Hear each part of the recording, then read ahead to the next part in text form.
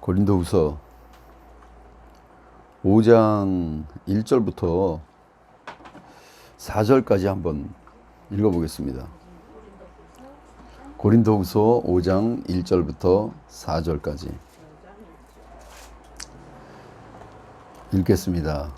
만일 땅에 있는 장막집이 무너지면 하나님께서 지으신 곧 손으로 지으신 것이 아니요 하늘에 있는 영원한 집이 우리에게 있는 줄 아나니 과연 우리가 여기 있어 탄식하며 하늘로부터 오는 우리 처소로 덧입기를 간절히 사모하노니 이렇게 입음은 벗은 자들로 발견되지 않으려 함이라.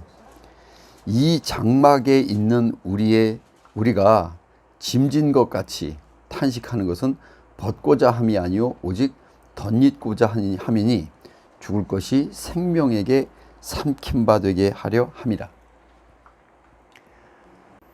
이걸 지금 성경을 초림신앙과 재림복음으로 구분하는 우리 기독교 해석은 없어요. 왜 없냐면 재림복음이 분명한 신앙의 목적과 의미를 주지 않으면 초림복음을 따로 얘기할 의미가 하나도 없어요. 그러니까 재림복음이라는 것이 휴거를 완성할 수 있는 완전한 복음으로 왔기 때문에 이것을 왔다라고 인정할 수 있는 신부들은 초림신앙을 구분할 수가 있어요. 그래서 재림복음은 반드시 초림복음과 비교가 될 수밖에 없다.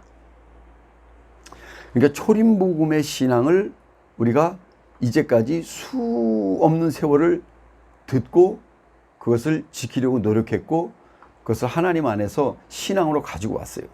근데 이제는 그 초림신앙에 대해서, 초림복음에 대해서 재림복음과 비교할 수밖에 없는 시대가 왔다라는 거예요.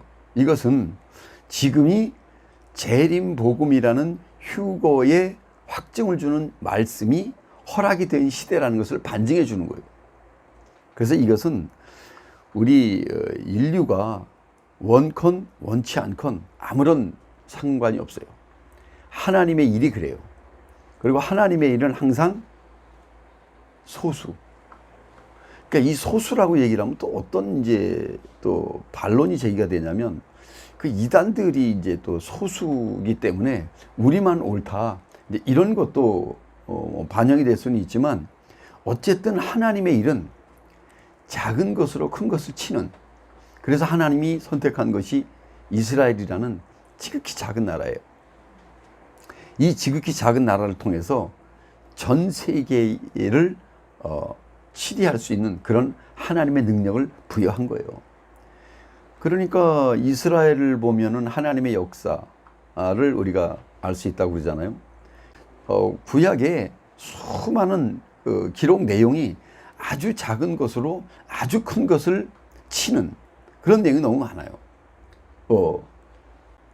이집트의 소국이었는데도 불구하고 이스라엘이라는 작은 나라가 하나님께서 허락하셔서 모세라는 지도자를 통해서 왕성하고 강성하게 하셔서 이집트라는 나라를 차고 나가는 이런 역사가 있었고, 그러니까 예를 들면 또 우리가 메뚜기와 같은 존재임에도 불구하고 가나안 땅에 있던 그 거대한 아낙 자손들을 쳐서 가나안 7족속을 물리치고 그 가나안 땅을 차지하는 이런 하나님의 역사가 있었어요. 이것은 가장 작은 것으로 가장 큰 것을 치는 것이 하나님의 능력이 발휘될 수 있는, 그리고 예수님께서 오셔서 선택한 제자들이 갈릴리의 가난한 어부에서부터 시작을 했다. 그러니까 이런 것들, 모든 것들이 작은 것을 써서 큰 것을 부끄럽게 하는, 우리 고린도전서 1장 26절, 27절, 28절. 형제들아 너희의 부르심을 보라. 육체를 따라 지혜 있는 자가 많지 않고 능한 자가 많지 않고 문벌 좋은 자가 많지 아니하도다. 그러나 하나님께서 세상에 미련한 것들을 택하사 지혜 있는 것들을 부끄럽게 하려 하시고 세상의 약한 것들을 택하사 강한 것들을 부끄럽게 하려 하시며 하나님께서 세상의 천한 것들과 멸시받는 것들과 없는 것들을 택하사 있는 것들을 폐하려 하시나니, 이런 것을 의미하는 거예요. 그러니까 사실은 여기에서 지금 이 내용은 25절, 26절, 27절은 아주 그냥 바닥을 치는 존재들이에요. 인간으로 볼 때 바닥을 치는 존재예요. 근데 사실은 이것을 깨달으려면 그 26절서부터 지혜 있는 자가 많지 않다라는 것에 대한 답을 줘야 돼요. 지혜 있는 자가 많지 않고 능한 자가 많지 않고 뭐 문벌 좋은 자, 미련한 것들, 또 뭐 약한 것들, 또 천한 것들, 멸시받는 것들, 이런 존재로 우리가 발견이 되게 돼요. 근데 우리 인생들이 그래요. 인생들은 보다 세상 속에서 더 지혜 있고 강하고 더 잘 살고 잘 먹고 잘 입고 잘 쓰고 건강하고 또 권세 있고, 이걸 다 교회에서 요구하는 거예요. 왜? 그렇게 하면 교회가 살아요. 교회에서 권세가 많고 물질이 많고 또 이런 어떤 가진 자들이 많고 이러면 그 교회는 부하게 된단 말이에요. 그렇기 때문에 지금 이 말씀을 우리가 받아들이려면 너무 어려워요. 사실은 이렇게 되어야 됨에도 불구하고 교회에서 추구하는 우리 신앙, 우리 성도들이 추구하는 신앙은 이거와 반대라고요. 똑똑하게 되고 싶고 지혜 있게 되고 싶고 뭔가 좀 부하게 되고 싶고, 이게 다 우리 인생들이 요구하는 거예요. 근데 여기는 반대예요. 그러면 하나님 안에서 이것이 옳은 신앙이라면 하나님의 말씀은 저와 여러분을 이런 존재로 발견하게 만들어줘야 된다는 거예요. 그러면 이것은 육적으로 풀어서 해석을 하면 너무 어려워요. 육적으로 이걸 풀어서 해석을 하면 바보같이 살고 멍청하게 살고 아무것도 없는 것 같이 가난하게 살고, 이게 다 맞는 거예요. 그럼 이게 지금 우리 교회와 성도들이 추구하는 거하고 이게 맞아요? 안 맞는단 말이에요. 당장이라도 교회에서 이렇게 해보세요. 그럼 성도들 다 떨어져요. 성도들이 입맛에 맞는 설교를 해줘야 그 성도들이 좋아하는 거예요. 그래서 그 교회는 나한테 맞아. 그래서 내가 교회 나가면 은혜스러워. 내가 요구하는 게 마저 떨어지니까 은혜스럽다라는 거예요. 크게 잘못 알고 있는 거예요. 은혜는 나하고 상관이 없어요. 하나님께서 일방적으로 주시는 거예요. 내가 요구하는 것이 되어지고 안 되어지고 이거하고는 전혀 상관이 없어요. 은혜는 하늘에서 일방적으로 주어지는 거예요. 하늘에 사인이 없이 은혜가 있어요?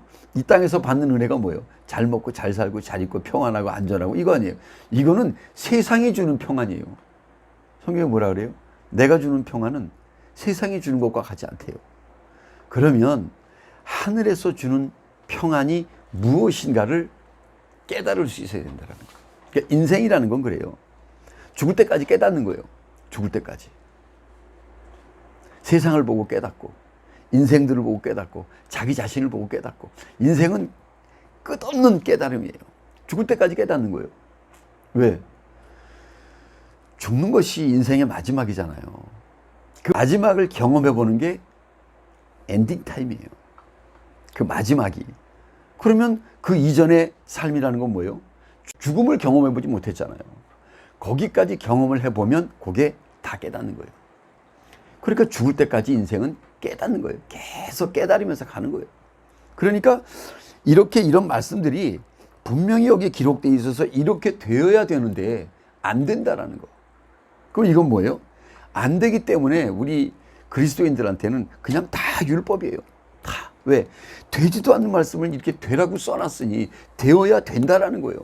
근데 안 돼. 그러니까 이 말씀은 다 안 되는 말씀을 되라고 얘기를 하니까 안 되는 입장에서는 100% 율법이 되는 거예요. 그럼 이거 하나님은 뭐예요? 사람은 할 수 없으나 하나님은 하시느니라. 마태복음 19장 26절. 예수께서 저희를 보시며 가라사대 사람으로는 할 수 없으되 하나님으로서는 다 할 수 있느니라. 이 말씀이 전능자 하나님을 표시하는 말씀이에요. 창조자, 영원자, 절대자. 이거에 대한 표현이 바로 이거예요. 사람으로는 할 수 없으나 하나님으로서는 다 할 수 있느니라. 낙타가 바늘구멍을 어떻게 들어가요? 부자가 천국을 가는 것은 낙타가 바늘구멍 들어갔다는 거예요. 그러니까 제자들이 놀라서 아니 그럼 누가 천국을 갑니까? 사람으로는 할 수 없으나 하나님께서는 다 하실 수 있느니라. 하나님은 낙타가 바늘구멍을 들어갈 수 있다는 거예요. 그러면 이것은 육체적인 해석을 가지고 이게 해석이 될 것 같으세요? 육체가 어떻게 바늘구멍에 들어가요? 우리 이 육체가, 살아있는 이 육체가. 이것은 영적인 차원의 해석이 필요하다는 거예요. 왜? 영과 혼은 보이지 않는 존재잖아요. 그래서 영과 혼을 향한 해석은 그것이 가능할 수 있다는 거예요. 여기에서 낙타가 바늘구멍을 들어간다는 것은 우리의 육체는 못 들어가지만 육체를 주관하고 있는 혼, 이 혼이라는 기관을, 육체를 다스리고 있는 혼이라는 기관을 재창조시키잖아요. 그러면 혼은 가능하다라는 거예요. 그러면 혼을 주관하는 게 뭐예요? 영이란 말이에요. 영을 주관하는 게 뭐예요? 성령이에요. 하나님의 삼위일체가 그리스도인들에게 영을 주관한단 말이에요. 그러면 그리스도인이 영을 주관하면 그 영이 혼을 끊임없이 빛으로 어떻게 해요? 삼켜요. 빛으로 삼켜요. 예수 그리스도가 빛이라는 이야기는 어둠을 삼키기 위해서 존재하기 때문에 빛이라고 이야기를 하는 거예요. 형제들아 너희의 부르심을 보라. 이 말씀이, 이 어려운 말씀이 하나님은 하실 수 있다는 거예요. 영적 차원의 해석이 아니잖아요. 보이지 않는 영적 차원의 해석의 깊이로 이걸 말씀을 해석하지 않으면 절대 하나님의 말씀은 완성이 될 수가 없어요. 육적 차원의 말씀으로 해석을 하죠? 틀려요? 맞아요. 육적 차원의 해석을 해도 맞아요. 맞지만 완전한 말씀이 되기 위해서는 육과 영, 이것이 합해져서 해석이 돼야 돼요. 그렇게 해석이 되지 않으면 하나님의 말씀은 항상 반쪽 해석이 될 수밖에 없어요. 왜? 가시적인 눈에 보이는 현세적인 해석을 하잖아요. 그것 맞지만 보이지 않는 내세적인 해석, 이 양쪽이 다 조화를 이루어야 돼요. 그랬을 때에 하나님의 말씀의 완전한 해석이 나올 수밖에 없어요. 그것은 우리가 어디를 보면 알 수가 있냐면, 너희가 신령과 진정으로 예배 드릴 때가 오나니, 그러잖아요. 신령은 뭐예요? 보이지 않는 거잖아요. 진정은 보이는 거예요. 그러니까 하나님의 말씀이 신령과 진정으로 해석이 될 때가 있다는 거예요. 그때가 곧 이때라. 요한복음 4장이에요. 요한복음 4장 24절에 하나님은 영이시니 예배하는 자가 신령과 진정으로 예배할지니라. 이 말씀을 우리 그리스도인들이 이해를 잘 못해요. 신령과 진정이라는 것은, 우리 신령이라고 얘기를 하잖아요. 그러면 신령 그러면 안 보이는 건데, 뭔가 보이지 않는 거니까 어떤 우리가 그 보이지 않는 것을 이야기를 하면 어떤 신앙으로 우리가 오해를 하기 쉬우냐면 신비주의로 오해를 할 수가 있어요. 신비주의, 다시 말하면 영지주의 쪽으로 이야기를 할 수가 있다고요. 영지주의로 해석을 하다 보면 일반적인 우리 해석들, 보이는 가시적인 것을 기준으로 이야기하는 현세주의 해석과 보이지 않는 하나님의 말씀의 깊이, 성령 안에서의 영적 차원의 깊이, 이것이 양쪽이 다 합해져서 신령과 진정으로 해석이 돼야 된다는 거예요. 이것은 뭐냐면 우리 육체를 기준으로 해석하는 신앙 행위를 기준으로 해석하는 그 해석이 반드시 필요하다는 거예요. 그러니까 우리 어떻게 돼요? 교회도 열심히 가고, 충성본과 열심히 하고, 헌신하고, 또 하나님 앞에 물질도 드리고 뭐 이렇게 해석해야 되는 것들이 누가 틀리다고 그래요? 당연히 맞지. 기독교가 그렇게 발전을 해왔어요. 어떤 보이는 이 율법적인 틀에서 해석이 돼가지고 왔단 말이에요. 그런데 그것으로만 해석을 하다 보니까 해석이 완전하게 떨어지질 않아요. 아까 같은 뭐 천한 것, 뭐 약한 것, 미련한 것, 부족한 것, 이거 성도들 다 그렇게 돼야 되는데 그렇게 안 되잖아요, 성도들이. 이게 해석이 안 되는 거예요. 그러면 천한 것, 부족한 것, 미련한 것, 약한 것, 이것들이 되기 위해서는 하나님의 말씀에 빛의 조명이 있어야 된다는 거예요. 그랬을 때에 나 자신이라는 내 혼의 소욕들, 그것들이 하나님의 말씀 앞에서 죄인들로 드러나잖아요. 빛 앞에서 어두움은 말 그대로 그냥 죄인이에요, 다. 그러니까 혼이 어둠이라는 곳에서 드러나질 않잖아요. 그러면 어둠이 뭔지를 몰라요. 그냥 죄 이렇게만 생각을 한다고요. 근데 이 죄가 원인이 혼이었다. 이것을 알게 되면서부터 이제 어둠과 빛의 구분이 확실해지는 거예요. 예수님이 빛으로 오셨기 때문에 빛과 어둠의 구분은 너무너무 중요한 거예요. 그러니 빛이 왔을 때의 어둠은 어떻게 돼요? 다 죄인이잖아요. 그러니까 그때에 비로소 하나님의 말씀에 빛이 강하면 강할수록 나의 어둠, 혼은 드러나잖아요. 드러나면 드러날수록 그 드러나는 것은 미련하고 부족하고 천하고 멸시받고 약하고, 이게 드러나는 거예요. 내가 이런 존재였다는 걸 알 수 있는 근본 원인이 뭐예요? 그리스도의 빛이란 말이에요. 그러니 그리스도의 빛이 얼마나 중요해요. 그리스도의 빛에 의해서 사느냐 죽느냐가 결정이 된단 말이에요. 지금까지 그리스도의 빛이 있었잖아요. 예수를 믿고 빛의 자녀가 된 거, 성령을 받고 빛의 자녀가 된 거, 다시 오신 예수님을 믿고 빛의 자녀가 된 거, 다 빛의 자녀예요. 예수 믿는 성도들 다 빛의 자녀예요. 은사 받아서 사마리아 땅까지 전파하는 거 다 빛의 자녀의 역할이에요.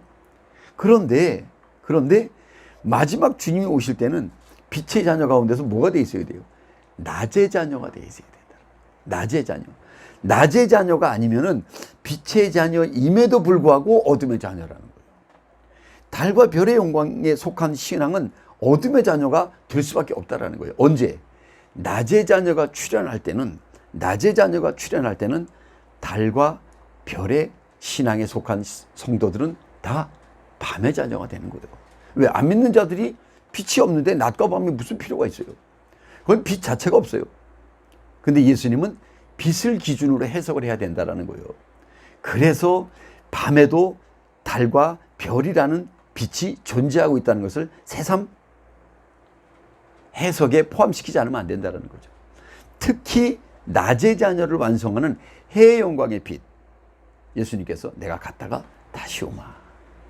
갔다가 다시 오실 때는 신랑으로 오신단 말이에요. 신랑 예수님으로. 완전한 신부를 데려가기 위해서. 신부가 왜 완전해요? 육체가 살아서 휴거되기 때문에. 신부를 완전하다고 이야기하지 않을 수가 없는 거예요. 신부는 완전한 신앙의 표본이에요. 노아, 그 시대에 완전한 자라 그랬잖아요. 노아는 의인이요 완전한 자라 그랬잖아요. 노아가 뭘 잘했어요? 노아가 뭘 잘했길래 의인이면서 완전한 자라 그래요? 하나님의 일방적인 선택이에요. 노아가 뱃속에서 태어나면서부터 내가 하나님 말씀을 잘 청종을 하고 잘 듣고 절대 배반하지 않고 하나님 말씀을 평생을 그것만 내가 따르리라 그리고 태어났겠어요? 그런 게 아니거든. 노아가 태어나기 전부터 선택을 했기 때문에 노아의 태어난 것은 하나님의 뜻에 의한 길이에요. 하나님의 뜻이라는 게 별 내용이 아니에요. 우리하고는 아무 상관이 없어요. 우리가 어떻게 살아가건 어떻게 태어났건 뭐 어떻게 우리가 세상에 존재하건 의미가 없어요. 하나님이 거기에 개입을 했다.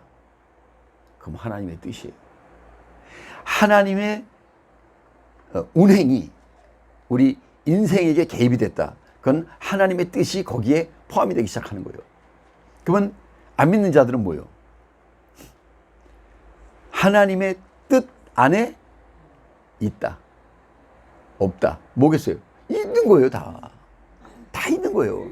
있는데 하나님의 뜻이라고 하는 것은 우주 천지 창조가 다 하나님의 뜻 안에 있는 거예요. 그러면서 하나님의 뜻에 대한 기준이 점점점 시대가 흐르면서 바뀌는 거예요. 예수 그리스도가 기준이에요. 예수 그리스도를 믿는 성도들은 하나님의 뜻 안에 거한 자들이고, 그 가운데서 은사를 허락해서 은사 받아서 땅끝까지 전파해야 되는 사명을 받은 이 사람들도 하나님의 뜻 안에 거하는 거고, 다만 하나님의 뜻이 시대가 변하면서 마지막 하나님의 뜻이 완성되는 그 타이밍, 거기까지 하나님의 뜻은 이어지는 거예요. 구약 하나님의 뜻이 아닌 게 어디 있어요? 이게 왜 중요하냐면, 하나님의 뜻이라는 그 해석을 거시적으로, 완전히 우주적으로, 천지 만물, 우주 만물을 통해서 이야기하는 하나님의 뜻과 우리가 되는 일이 잘 되느냐 안 되느냐, 하나님의 뜻이 어디냐, 그때만 생각하는 거예요. 이렇게 좁은 시야에 낮은 차원의 하나님의 뜻을 얘기하잖아요. 그 차원 가지고는 마지막 이 시대의 완전한 신앙을 완성할 수가 없다라는 거예요. 그래서 마지막 시대에는 우주 만물을 창조하신 하나님을 기준으로 하나님의 뜻을 놓는 거예요. 그리고 그 뜻은, 그 하나님의 뜻은 보이는 세계의 하나님의 뜻이 아니라 보이지 않는 세계의 하나님의 뜻까지 이제 알고 지혜가 거기까지 넓어져야 된다는 거예요. 이 지혜와 지식이 완전히 넓어지지 않으면 하나님의 뜻이 완전함을 이룬다는 것은 뭔가 부족이에요. 그래서 우리 인간들을 구성하고 있는 그 바이러스 세포 하나까지도 하나님의 뜻에 포함을 시켜줘야 되는 거예요. 이건 뭐냐면 보이는 세상을 기준으로 하나님의 뜻을 얘기했단 말이에요. 뭐 구약 때 여러 가지 사건들을 보면 뭐 역사적으로 기가 막힌 사건들이 많잖아요. 이것이 하나님의 뜻 안에 있는 것이었고, 예수 그리스도께서 이 땅에 오셔서 십자가에 못 박히시고 죽으시고 부활하시고 승천하시고 하나님의 뜻이에요. 다 하나님의 뜻 가운데 이렇게 쭉 이어져 오다가 어디까지가 하나님의 끝의 마지막이냐. 이제까지의 모든 세월을 하나님의 뜻이 아니었던 게 없다라는 거죠. 이것만 해도 그리스도인들은 조금 깬 거예요. 지금까지 살아온 것이 주의 은혜라 있잖아요. 지금까지 지내온 것 주의 크신 은혜라. 요런 찬양을 할 때 마지막 신앙을 장식하는 휴거의 신부들은 시야가 달라야 돼요. 보는 시야가 달라야 돼요. 이제까지 시대를 인도해 오신 하나님에서 이제는 신물을 완성시키는 그 자리에 목적이 맞춰져야 돼요. 나 한 사람이 휴거된다는 것은 내 이 천조개의 세포가 다 하나님의 신령한 채로 바뀐다는 거예요. 그게 아니고서 휴거를 얘기할 수 있겠어요? 우리가 이렇게 예배를 충실하게 잘 드리다가 주님이 오실 때 휴거됩니다. 이거 얼마나 빈 구석이 많아요. 아니 어떻게 지금까지 이렇게 있었는데 갑자기 예수님이 오시는데 휴거가 됩니까? 이렇게 물어보면 하나님은 할 수 있습니다. 사람은 할 수 없지만 하나님은 할 수 있습니다. 이렇게 얘기하면 답이에요, 아니에요? 답이에요. 답이에요. 하나님은 하신다니까.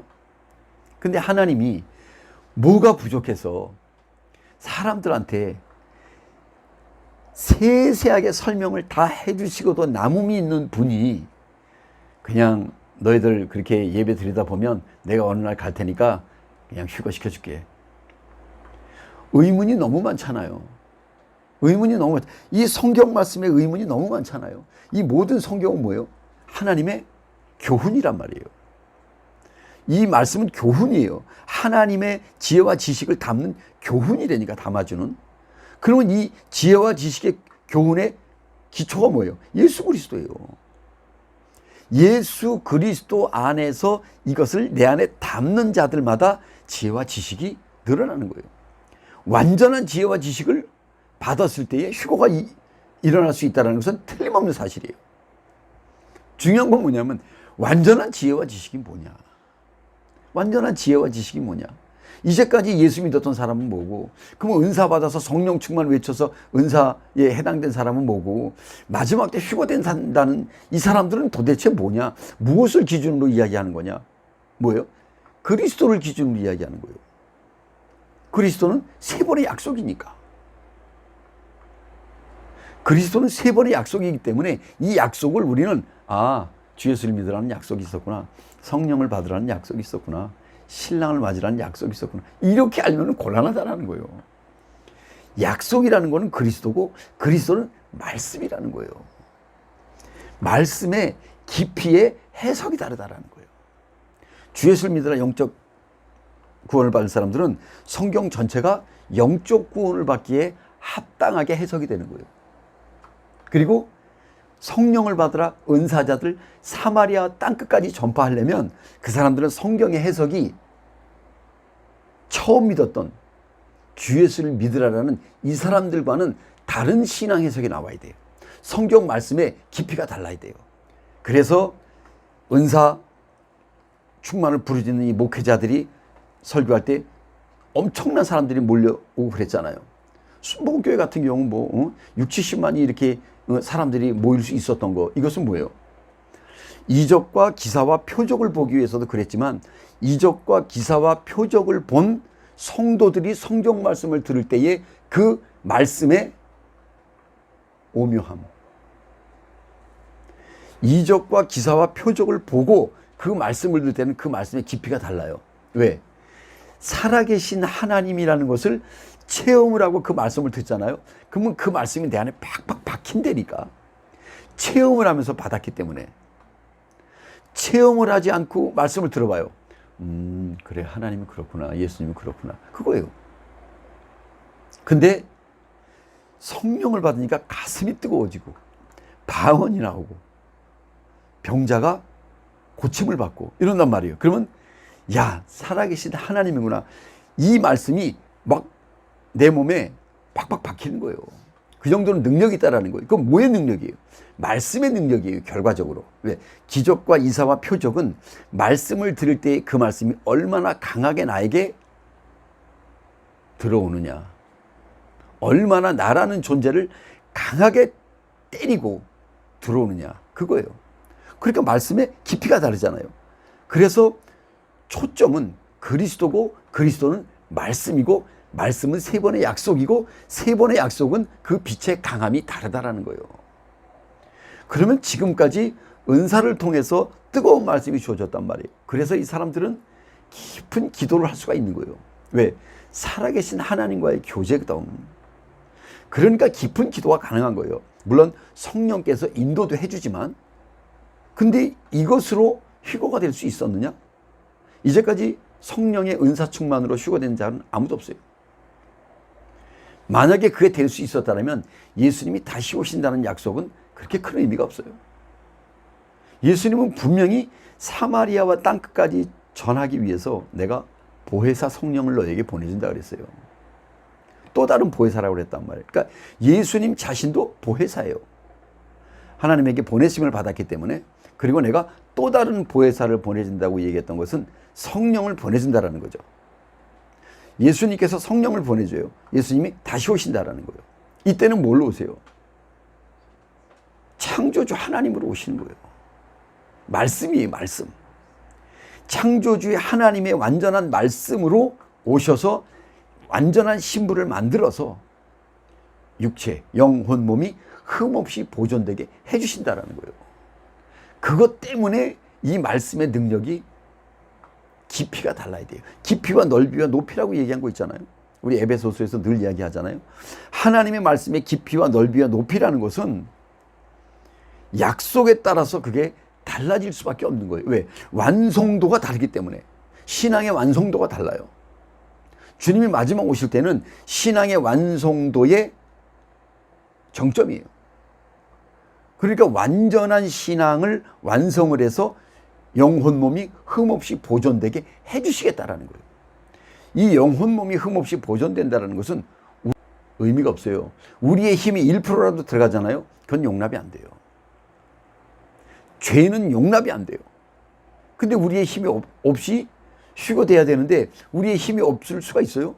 우리는 어떻게 돼요? 신앙을 하기 위해서 뭔가 생각하고 뭔가 노력하고 이런단 말이에요. 우리 지금도 그렇잖아요.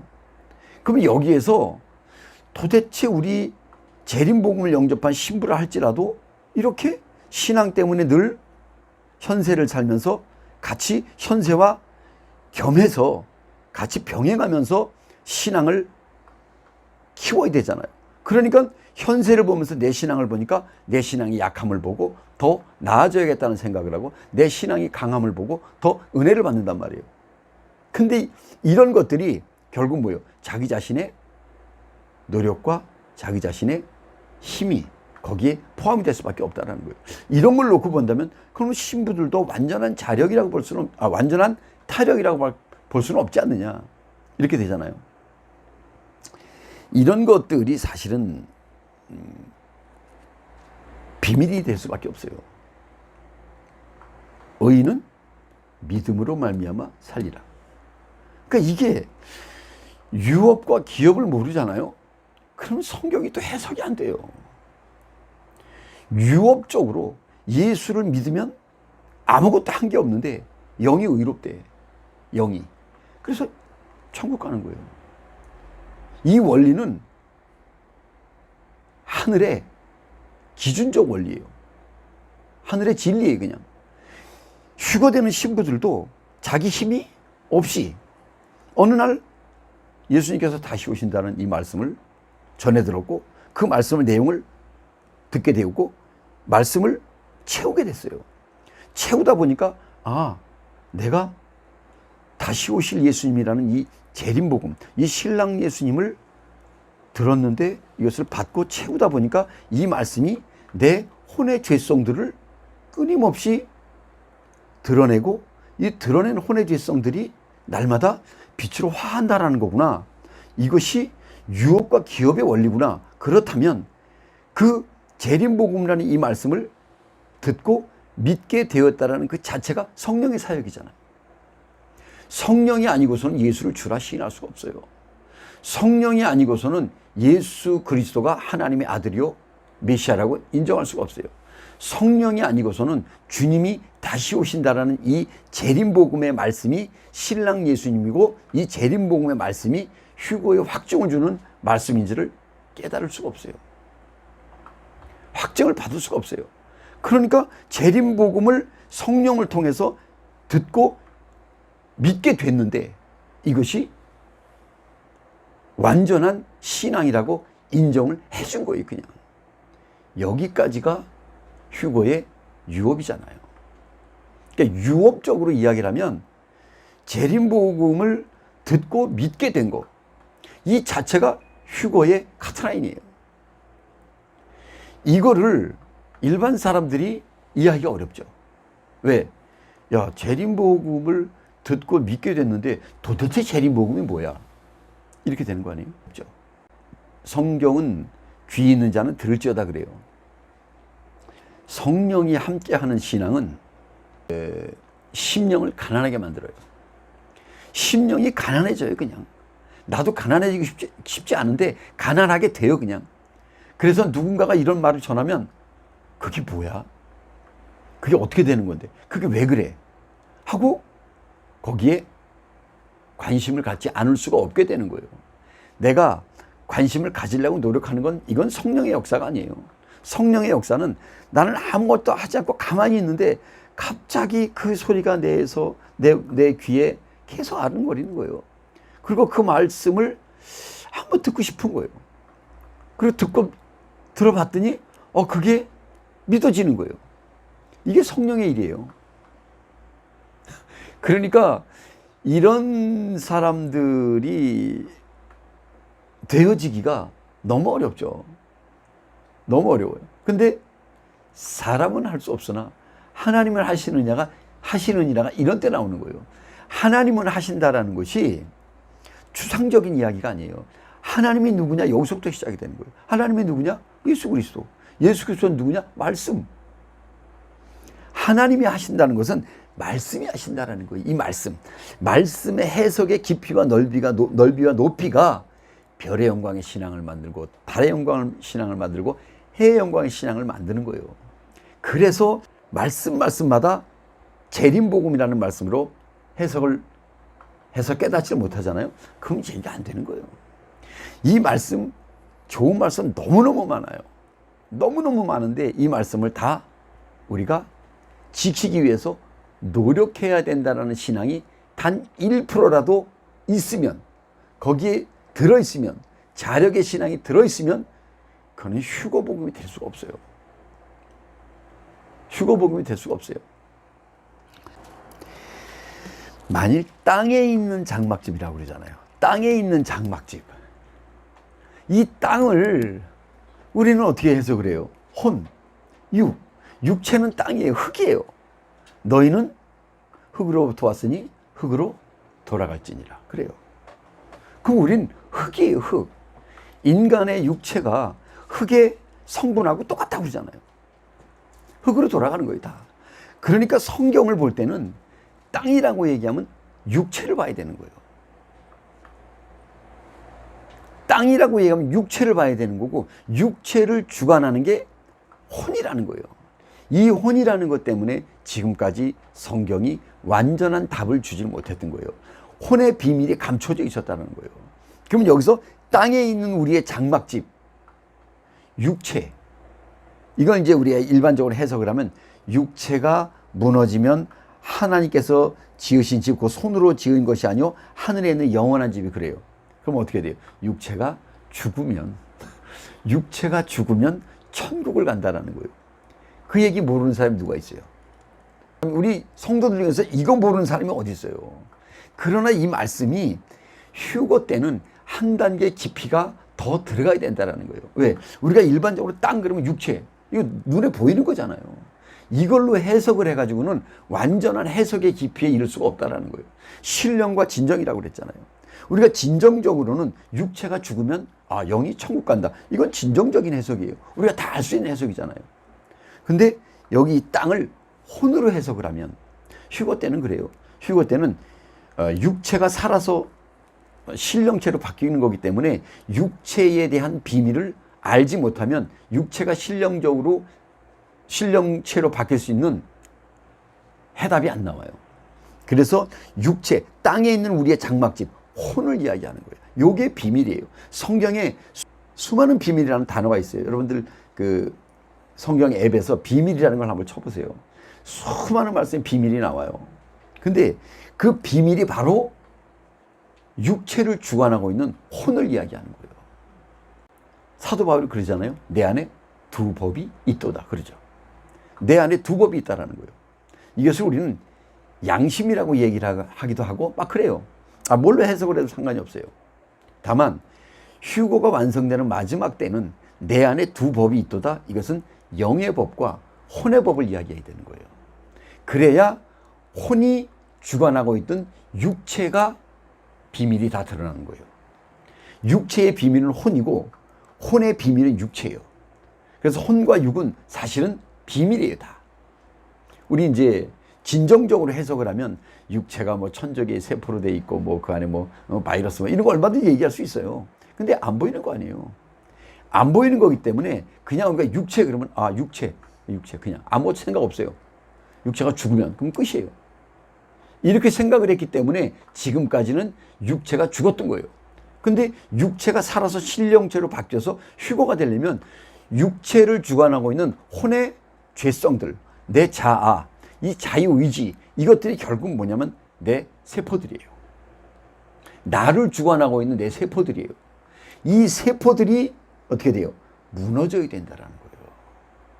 이것이 무너지려면 내가 생각하고 있는 내 사고, 내 주관, 내 의지, 이것들이 다 땅에 있는 장막집의 비밀이에요. 그럼 내 세포는 무슨 짓을 해요? 순간순간마다 내 생각을 해요.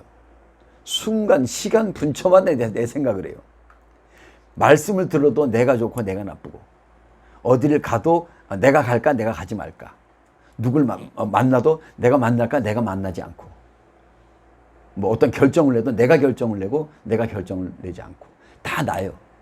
나라는 주관에서 예수 그리스도로 옮겨가는 거예요. 그러니까 영성의 섭리로 옮겨가는 거예요. 영성의 섭리로 옮겨가지 못하면 혼은 어두움 그대로예요. 땅에 있는 장막집이 무너진다는 것은 분명히 여러분들이 생각을 하세요. 살아가면서 내가 생각하는 내 의지, 내 주관, 모든 것은 다 땅에 있는 장막집이라는 거예요. 그것들의 정체가 뭐냐? 나를 주관하고 있는 내 세포들이에요. 내 세포들. 세포들이 하나하나 다 생명이 있잖아요. 그것들이 생명이 없으면 어떻게 돼요? 우리 몸에서 떨어져 나가요. 그것들이 우리 몸에 붙어 있는 한은 생명이 있는 것들이에요. 그리고 그 생명은 다시 또 분자와 원자라는 더 작은 생명으로 존재하고 있고. 그러니까 우리 땅에 있는 장막집이 무너진다는 것은 내 삶이 영의 삶으로, 영성의 삶으로 날마다 바뀌는 건데, 이 바뀐다라는 것은 뭐냐면 내 주관, 내 의지가 계속 체크를 받는다라는 거예요. 체크를. 내 마음, 내 혼, 이것들이 끊임없이 체크를 받는다라는 거예요. 근데 이것이 끊임없이 체크를 받으려면 어떻게 돼요? 이것이 체크를 받는다는 것은 어둠이라는 혼이 영이라는 빛의, 영성에 담겨있는 빛에 의해서 발견되는 것들이에요. 예전에는 내 뜻대로, 내 주관대로, 내 의지대로 했어요. 신앙을 하면서. 그래서 뭐 교회에서 하는 모든 것들에 있어서 열심을 했잖아요. 그리고 교회에서 뭐 목회자가 이렇게 하라면 이렇게 하고 저렇게 하라면 저렇게 하고 기도를 많이 해야 되고 이런 거 다 있었잖아요. 이런 것들이 마지막 휴거, 마지막 재림복음으로 휴거되는 이 시대에는 다 내 자유 의지에 속한 거예요. 그러니까 지금까지의 신앙은 어떤 틀에 매여 있었잖아요. 틀에 매여 있는 신앙이라고 하는 것은 다 율법 신앙이에요. 이것은 일반 우리 기독교에서 뭐 다 알 수 있는 신앙이에요. 근데 이제 율법 신앙임에도 불구하고 율법 신앙이라고 말을 하면서 율법 신앙을 더 권장을 한다고요. 더 독려해요. 새벽기도 많이 드려야 된다. 뭐 바자회 하면 나와서 봉사해야 된다. 뭐 성가대 뭐 노래할 줄 아는 것도 은사다. 하나님 앞에 봉사해야 된다. 충성해야 된다. 다 해요. 다 하나도 율법 신앙이 아닌 게 없어요. 그러면 이 율법 신앙에서 벗어나려면 어떻게 돼요? 완전한 다른 말씀의 해석이 필요한 거예요. 다른 말씀의 빛이 필요한 거예요. 그것이 오지 않잖아요? 그럼 율법 신앙에서 벗어날 수가 없어요. 옛 것은 지나갔으니 보라 새 것이 되었도다. 너희는 새로운 피조물이다. 새 것이 되려면 옛 것의 잔재가 남아있으면 완전한 새 것이 될 수가 없어요.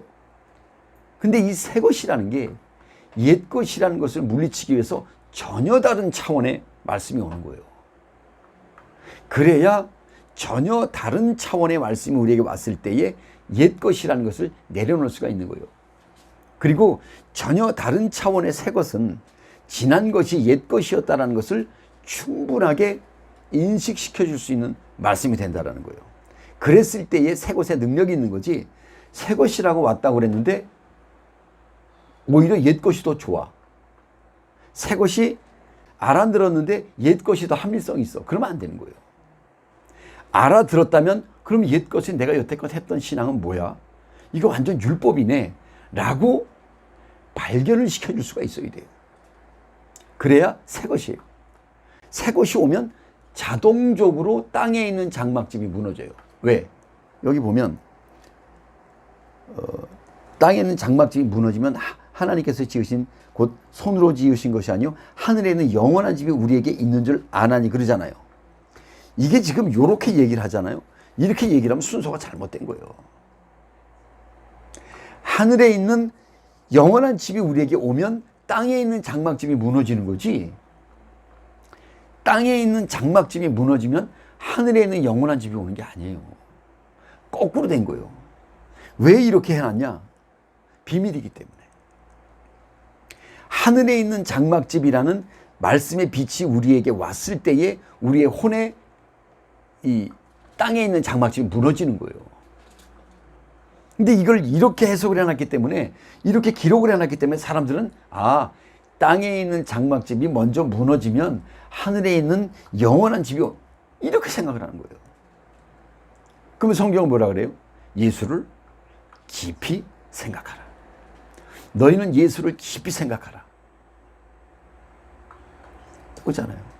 그 어느 하나도 짝이 없는 것이 없는 그러잖아요. 그러니까 이 짝이라고 얘기하는 것은 성경의 오묘함이에요. 이 말씀의 오묘함이에요. 비밀이에요. 자동적으로 영과 혼의 관계를 알잖아요. 그럼 영이 승하면 빛이 승하다라는 거예요. 그러면 어둠이라는 혼이 쇠하게 돼 있어요. 이것이 의미하는 게 뭐예요? 예수 그리스도는 흥하고 세례요한 나는 쇠하여야 하리라. 근데 누가 먼저 와요? 세례요한이 먼저 오잖아요. 그러니까 세례요한이 먼저 온단 말이에요. 그러니까 이것을 세례요한은 깨달은 자예요. 세례요한은 예수 그리스도께서 후에 왔는데 후에 온 이것이 새 것이고 이전에 있던 것이 헌 것이라는 거. 예수 그리스도께서 6달 후에 태어났잖아요. 동생이잖아요. 근데 하늘의 섭리는 이렇게 새 것이 오면 옛 것이 무너진다는 이것을 자동적으로 알게 만들어준 게 세례요한이에요. 그러면 어떻게 돼요? 재림복음이라는 온전한 것이 오면 이전에 초림신앙이라는 것은 쇠하여야 하리라. 이것에 대한 답을 주는 게 세례요한의 비밀이에요. 그것을 깨닫고 그것을 후대에 보여준 게 세례요한의 말이에요. 그래서 자동적으로 새로운 것에 대한 비밀을 알잖아요. 비밀을 알았을 때에 옛 것이 무너지는 거예요. 그러니까 이 비밀은 새 것을 받은 자들이 알 수 있어요. 옛 것을 가지고 있는 자들은 절대 알 수가 없어요. 새 것을 받은 자들만 그 눈이 띄어요. 그래서 새 것을 받으면 옛 것이 무너지는구나. 이렇게 알지. 옛 것이 무너지면 새 것이 오는구나.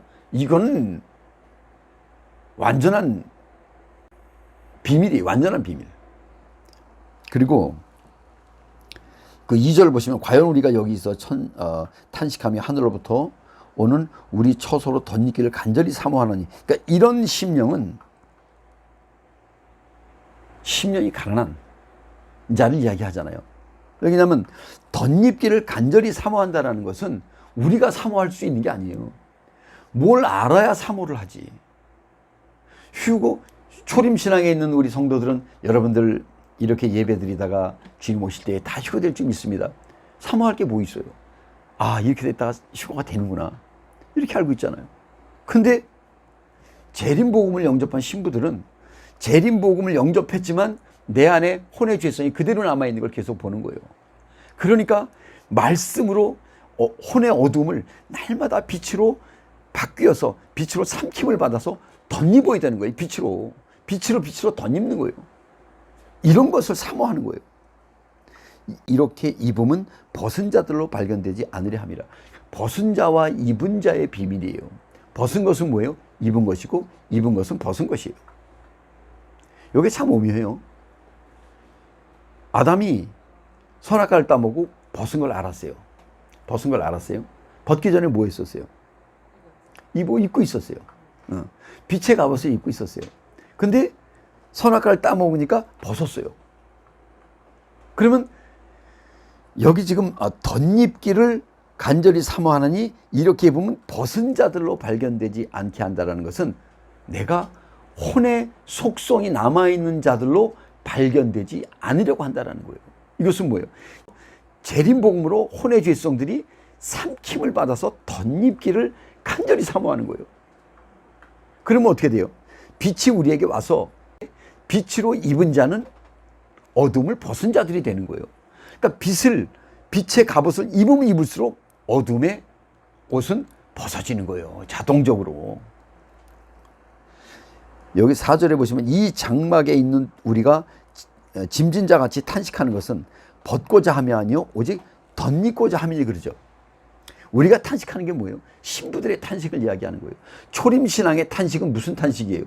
세상을 좀 더 평안하다, 안전하다, 부하고 싶고 더 세상 속에서 권세 갖고 싶고 더 잘 살고 싶고 다 이런 거 아니에요?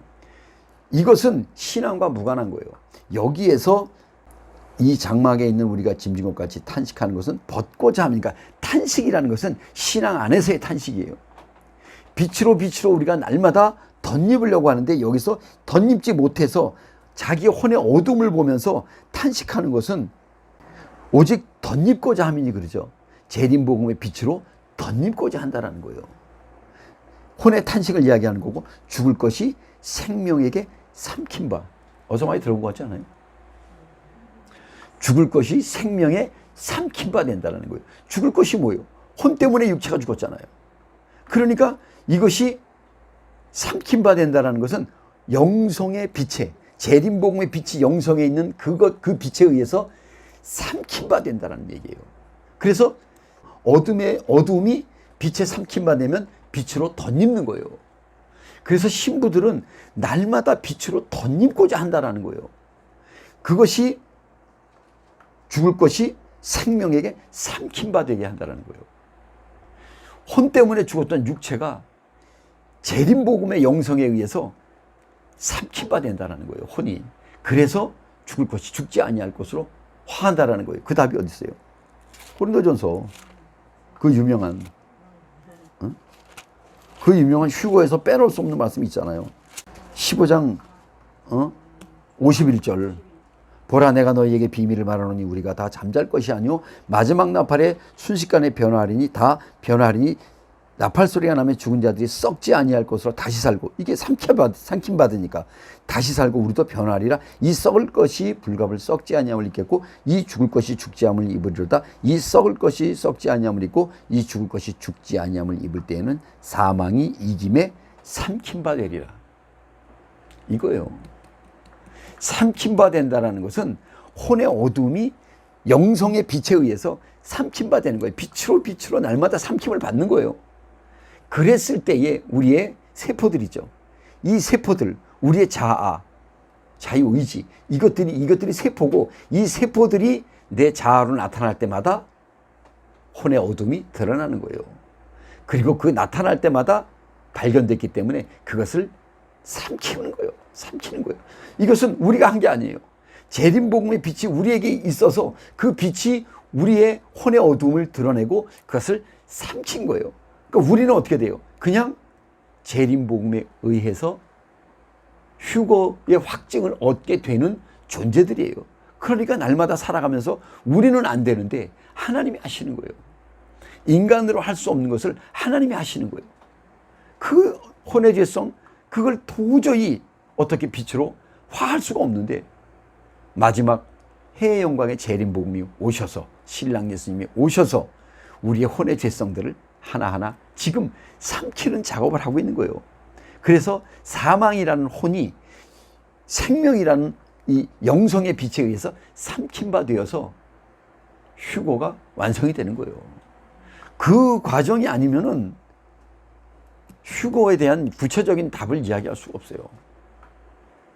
그러니 본의 아니게 그냥 하나님의 만세전에 택한 존재로 휴거가 되는 거예요. 아무것도 한 게 없는데 하나님이 그냥 우리가 수많은 세월을 인생들 역사를 살아오면서 누가 이런 사람이 어디 있었어요? 마지막 신부들 외에는 없어요. 택한 자들 때문에 그날을 감하신다라는 거예요.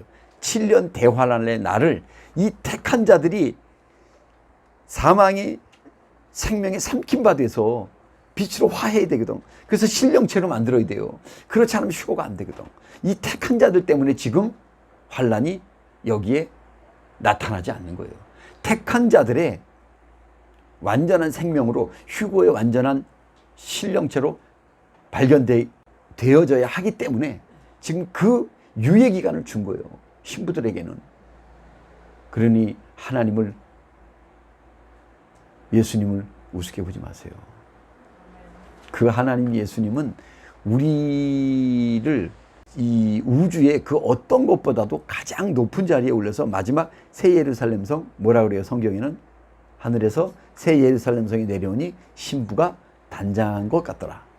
그러니까 신부 자체가 새 예루살렘 성인 거예요. 사실은 새 예루살렘 성에는 어떻게 돼요? 완전한 예배 드릴 수 있는 모든 것이 완전하게 갖춰져 있는 곳이라고요. 그러니까 마지막 휴거되는 신부들은 새 예루살렘 성이라는 그냥 그 자체의 존재예요.